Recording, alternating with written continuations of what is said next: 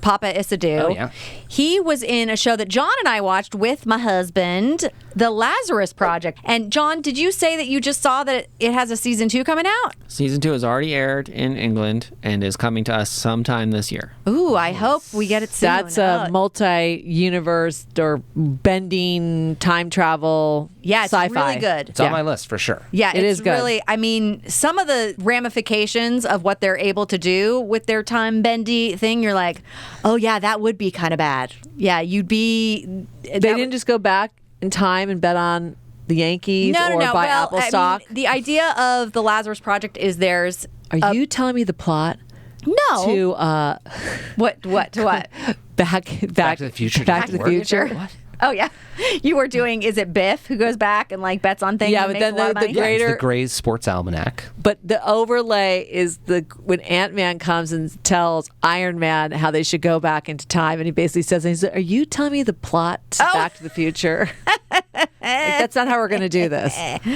Yeah, well, Lazarus Project is not really doing that. Right, no. It's a very serious agency, and they have a capacity to reset, not to go back to any particular time, but to reset to a certain point if there is something catastrophic that they're trying to avoid. They've done a shitty job, in my opinion, because there's a lot, if that actually existed, they've really not pinpoint the time, shown up, altered it, changed it. You're like, okay. Well, it has to be like world catastrophic.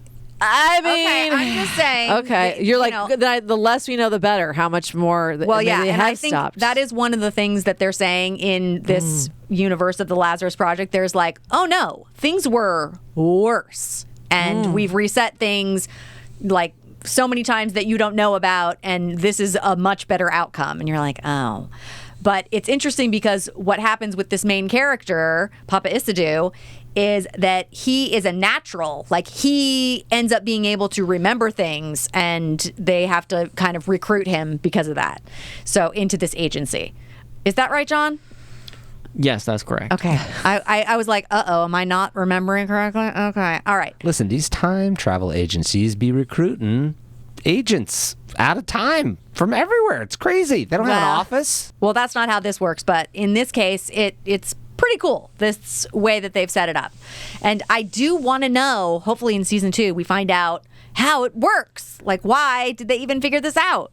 This time reset thing. Anyway, so that's the Lazarus Project. And I'm looking forward to it coming back for season 2.